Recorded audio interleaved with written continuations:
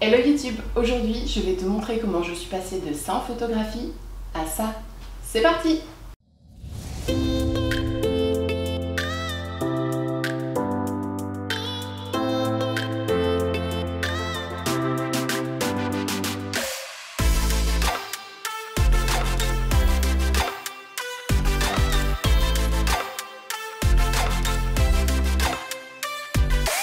Alors, je vais essayer de te faire une vidéo courte pour te permettre de développer toi aussi la qualité de tes productions. Donc là, en l'occurrence, les photos.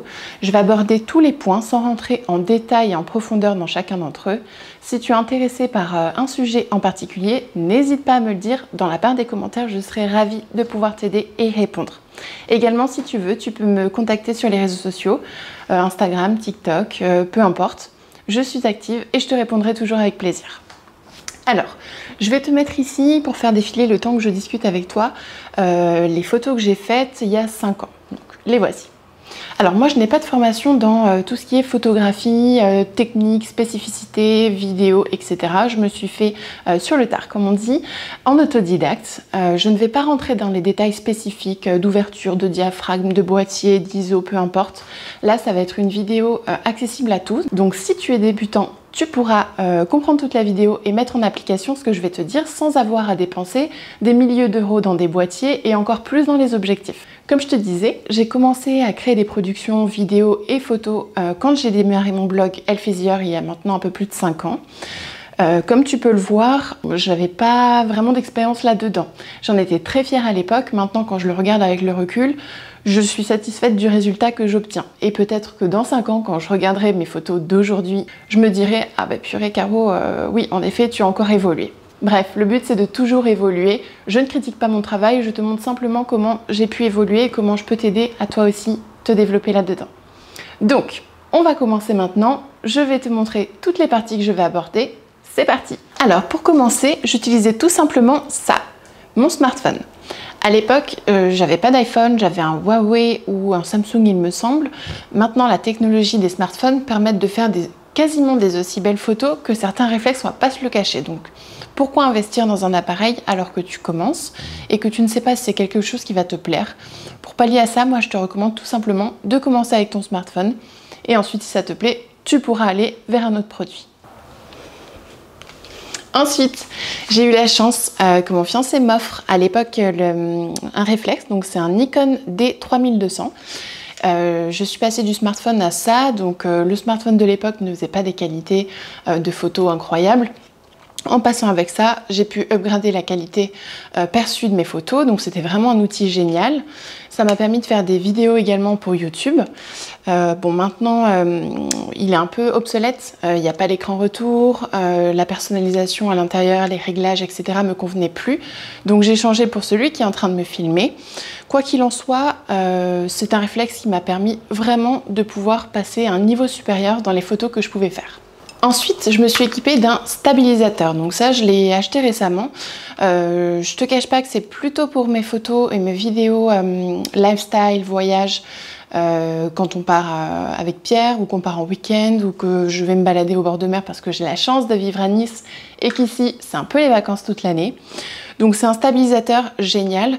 J'ai également un petit trépied, je peux avoir l'option du tracking, bref, pour ce qui est de la photo food ou de la photo produit, ça me permet de faire des close-up, donc c'est-à-dire des prises de vue très proches des produits, de pouvoir tourner avec un mouvement très fluide étant donné que c'est un stabilisateur. Donc c'est un outil vraiment génial, ça m'a coûté à peu près 120 € parce que j'ai pris l'option avec le pack, etc., sa boîte de rangement. Mais tu peux l'avoir un peu moins cher, il me semble. Sur la Fnac, je l'ai acheté. Un peu plus tard, je me suis équipée d'un nouvel outil qui m'a permis de faire des photos quand il n'y avait pas assez de luminosité, quand je l'ai réalisé le soir, peu importe, bref, tu as compris. Il s'agit d'une lampe. Donc j'ai pris cette lampe sur trépied, c'est Neewer la marque. Je l'ai achetée sur Amazon il y a 3 ans maintenant, ça m'avait coûté à peu près 80 €. J'ai pris le grand format, donc si tu vois ma tête à côté, voilà, tu vois la différence. Et elle est vraiment super, elle m'a jamais lâché. Je peux changer ses diffuseurs. Là j'ai le diffuseur blanc, mais j'en ai un également sépia. Et je vais te montrer, je vais essayer de pas trop t'éblouir. Mais voilà, tu vois, quand tu peux régler l'intensité. Bon là, j'ai pas réglé la luminosité de l'appareil photo, donc évidemment ça fait une lumière toute blanche. Mais bref, c'est très intéressant et ça permet de faire de belles photos quand tu n'as pas assez de luminosité.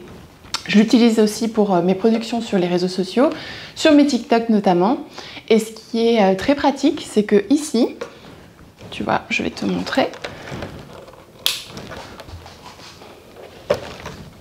Voilà, ici, tu as un embout qui te permet de venir mettre ton téléphone dedans. Tu vois, c'est étirable. Ou alors, tu peux retirer la vis et mettre ton réflexe. Donc, avoir ton réflexe pour pouvoir shooter directement ton produit. Donc bref, c'est vraiment quelque chose d'intéressant. Là, je ne l'utilise pas aujourd'hui parce que j'ai assez de luminosité. Alors, je me suis aussi équipée d'un trépied. Donc, j'ai pris un trépied de la marque Manfrotto. Je l'avais acheté à l'époque à la Fnac. Il m'avait coûté 80-90 €, quelque chose comme ça. Donc, je te montre ici. Il est vraiment très grand. Il est réglable sur une grande hauteur. En plus de ça, j'ai une partie supplémentaire qui permet de relever le smartphone. Donc, il fait quasiment ma taille, c'est-à-dire 1,80 m. Donc, c'est vraiment génial. Ça permet de stabiliser les vidéos et également les photos.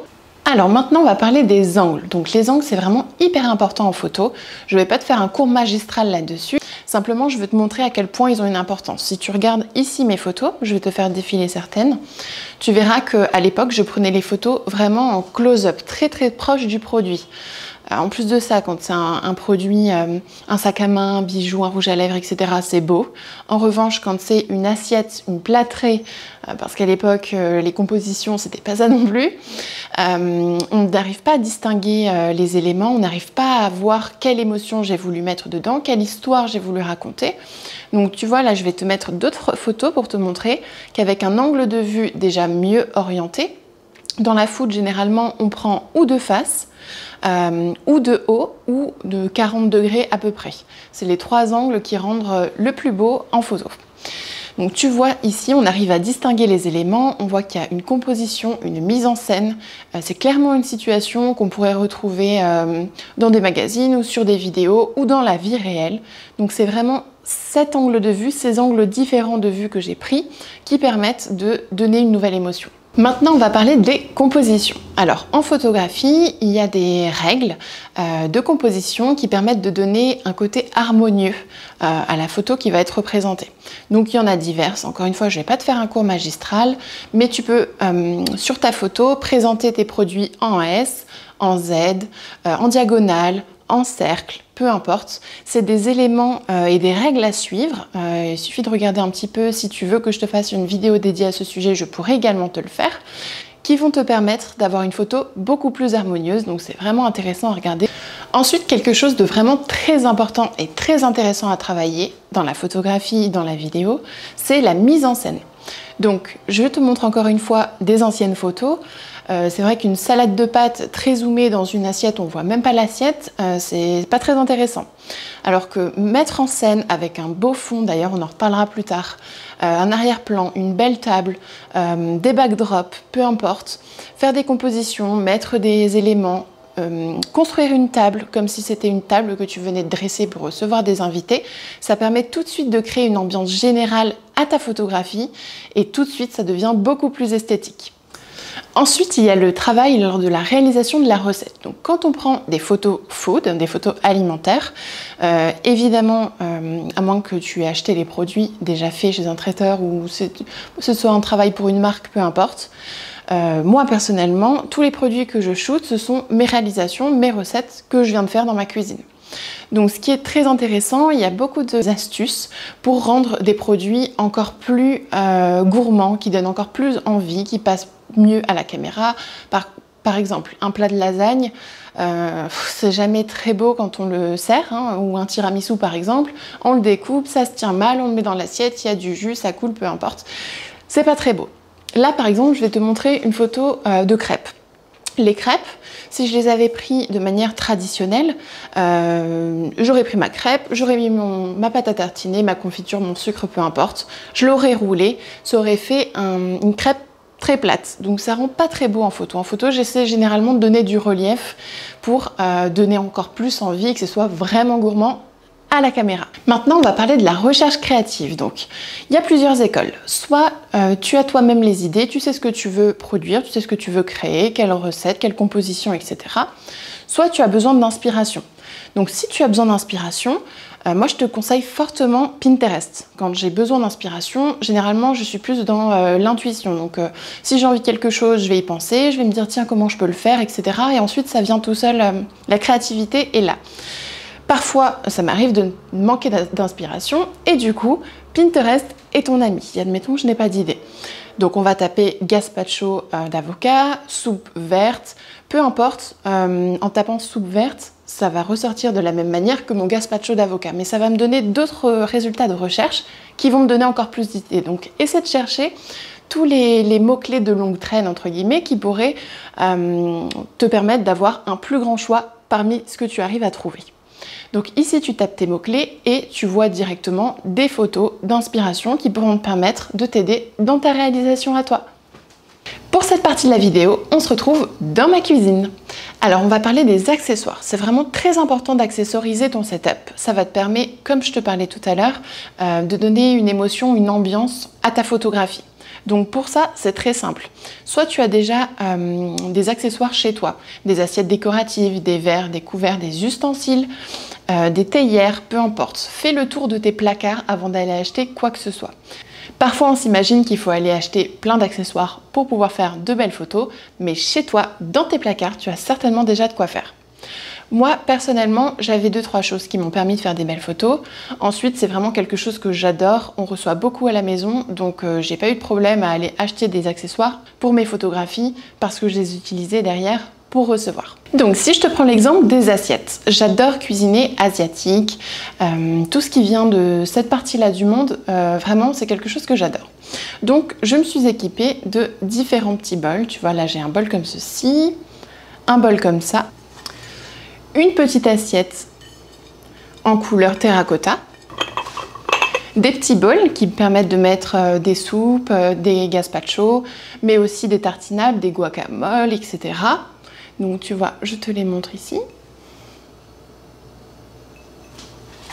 Et ensuite, les classiques, donc l'assiette blanche, plate et ronde. Et j'ai une assiette comme ceci, turquoise, un petit peu texturée. Voilà, je l'adore.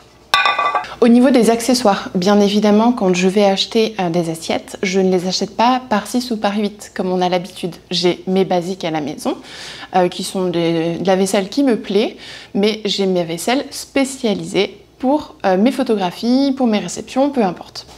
Donc c'est des produits que j'achète généralement à Casa, Maison du Monde, les Galeries Lafayette également. Quand ils proposent leur vente privée, il y a vraiment des choses très intéressantes et vraiment très belles. Sur internet, bref, peu importe, je chine un petit peu et c'est vraiment un plaisir de les trouver. Après, tu vois, ici, tu peux prendre une petite théière. Donc tu vois, c'est tout bête. C'est une théière qui a dû me coûter 8 € chez Casa. Mais quand je fais des setups avec une photo de Madeleine pour le goûter ou de petit déjeuner, etc., le fait de la poser sur mon setup, non seulement je vais m'en servir pour moi, pour mon utilisation à la maison, mais en plus de ça, ça va permettre de vraiment donner une dimension, une émotion et de mieux faire comprendre l'histoire que tu veux raconter. Je vais te parler maintenant du point fondamental qui a totalement changé mon approche envers la photographie, c'est les fonds photos. Alors les fonds photos, c'est quoi? Les fonds photos, c'est des dupes qui vont permettre de faire croire en photographie que tu as une magnifique table en bois, un magnifique plan de travail en marbre, peu importe. Il y a différentes textures, différentes matières, différentes couleurs qui existent et c'est vraiment l'élément qui va permettre de rendre ta photo beaucoup plus esthétique et beaucoup plus professionnelle. Alors moi j'ai essayé au départ de faire mes propres fonds photos, de les commander sur internet en mettant une image que j'avais trouvée, etc. C'était un peu une catastrophe. Et j'ai découvert sur Instagram Justine du compte Pastry & Travel qui a sa propre entreprise, qui est entrepreneur et qui a développé sa marque de fonds photos. Donc tu vois là je vais t'en montrer un. C'est un fond photo qui fait à peu près 70 cm de long. Et c'est une table en bois un peu ancienne, turquoise. Je te laisse regarder le détail. En photographie, c'est vraiment magnifique. C'est un de mes préférés. D'ailleurs, je vais t'en montrer un autre. Ici j'en ai un imitation béton ardoise.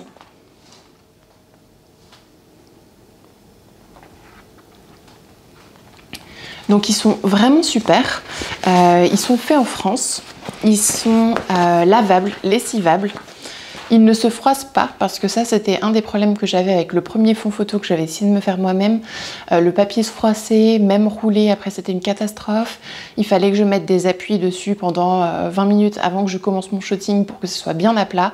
Bref, avec ces fonds, c'est vraiment génial. Je les roule, tu vois, comme ceci. Et je les range dans leur boîte d'expédition.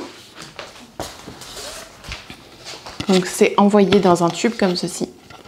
Et c'est vraiment trop pratique. Je vais te mettre dans la barre de description et je te montre ici le site de Justine pour que tu puisses toi aussi, si tu veux, acquérir des fonds photos pour upgrader la qualité de tes photos. C'est des fonds qui sont accessibles à partir de 26 € il me semble, jusqu'à 45, ça dépend de la taille. Si tu as besoin de faire des photos uniquement de bijoux, de petites surfaces, pas besoin de faire de scènes ou de tables dressées, une petite taille te suffit. Après, au plus tu vas vouloir faire des plans larges, au plus il te faudra une grosse taille. Quoi qu'il en soit, c'est des fonds que j'ai utilisés et réutilisés. J'ai cassé des œufs dessus, j'ai mis de la farine, j'ai mis du chocolat, j'ai renversé de l'eau.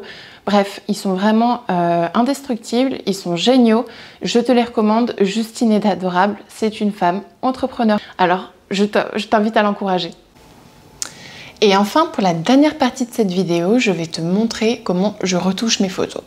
La retouche des photos, c'est vraiment le dernier élément, mais indispensable à réaliser lorsque tu t'apprêtes à publier une photo. Tu as pris tout ce qu'il fallait, tu n'as pas normalement d'appareil professionnel, donc ça ne veut pas être parfait. La retouche des photos, ça va te permettre de sublimer totalement le travail que tu as effectué, tant sur la recette que sur la présentation, que sur la mise en forme. C'est vraiment le liant de tous ces éléments et de tout le travail que tu auras fait en amont. Alors, tu peux le faire depuis des applications sur ton téléphone, tu peux le faire également sur Photoshop ou Lightroom. Sur l'ordinateur, ce sont des logiciels payants de la suite Adobe. Tu peux en revanche avoir l'application mobile Lightroom gratuitement. Moi, je te la conseille vivement. J'utilise la payante, mais la mobile est déjà très poussée en termes de fonctionnalité. Si tu ne peux pas ou si tu ne veux pas utiliser ce logiciel, il y en a plein d'autres qui existent. Moi, ce que j'ai fait pour gagner du temps, parce que c'est quelque chose que je fais très souvent les photos, j'ai créé mes propres presets. Donc, c'est tout un paramétrage, une configuration des éléments, donc que ce soit les contrastes, les tonalités, les expositions, les ombres, les tons clairs, les tons foncés, etc. Tout ça, j'en ai fait une combinaison que j'ai enregistrée et maintenant, en un clic, pour mes photos, je peux les retoucher. Donc je vais te montrer comment faire. Toutes les catégories de couleurs vont nécessiter un preset défini entre guillemets. Tu ne peux pas avoir paramétré un preset sur un ensemble de couleurs bleues et l'appliquer sur la photo de couleur orange. Ça ne va pas aller. Donc ce que j'ai fait, c'est que moi j'ai des presets pour green, des presets pour les couleurs rouges, des presets pour les couleurs jaunes, etc. etc. Je m'en suis fait un petit panel. Les couleurs primaires et secondaires, c'est largement suffisant pour l'instant. Ensuite, après, en prenant ton preset, il te suffit simplement de jouer avec les niveaux de chaque endroit pour régler et l'adapter en fonction de la photo que tu es en train de retoucher. Alors ici, comme je te parlais tout à l'heure, je suis sur mon logiciel Lightroom. Donc sur Lightroom, c'est très simple, je pourrais t'en parler dans une autre vidéo, mais je te montre rapidement comment je fais. Tu importes tes photos, donc en l'occurrence, prenons celle-ci. Donc là, j'ai ma photo avant et la photo après, une fois que je l'aurai retouchée. Comme ça me permettra de voir à quel point je la modifie de son aspect naturel pour ne pas exagérer et rester propre, entre guillemets. Donc, je vais te montrer, par exemple, tu vois, ici, j'avais pas bien fait attention, mais j'ai du fromage qui apparaît. Donc, je vais sélectionner l'outil de correction. Et ici, je vais cliquer et venir chercher un endroit pour le dupliquer, entre guillemets. Là, j'étends la taille, je fais terminer, voilà. Tu vois, ici, j'ai réussi à le faire disparaître. Pareil, à côté, j'ai un reflet qui ne me plaît pas. Donc, je clique dessus. Le logiciel a une intelligence artificielle qui permet de savoir où sur la photo aller chercher l'endroit qui ressemble le plus à ce que je viens de sélectionner. Donc ça marche généralement d'une bonne manière. S'il s'est trompé, il te suffit de cliquer et d'aller chercher la partie à dupliquer. Hop. Terminé. Disons que mon travail de retouche est terminé. Là, tu vois avant et là, on voit après. Maintenant, ce qu'on va faire, c'est qu'on va venir récupérer un des presets que j'ai fait ici. Donc là, je sais que voilà. En cliquant sur celui-ci, tu vois que ma photo avant est comme ceci et ma photo après est comme ceci. Et ça m'a coûté un clic parce que j'ai fait le travail en amont. J'ai paramétré, j'ai configuré mes presets, donc là tu vois, je les ai appelés en fonction des recettes que j'ai fait, parce que je sais que le dalle sera toujours orange, les nems auront toujours une couleur similaire, le pain perdu, etc., les pommes, etc. Donc ça me permet comme ça, la prochaine fois que je fais du pain, d'aller cliquer sur celui du pain par exemple.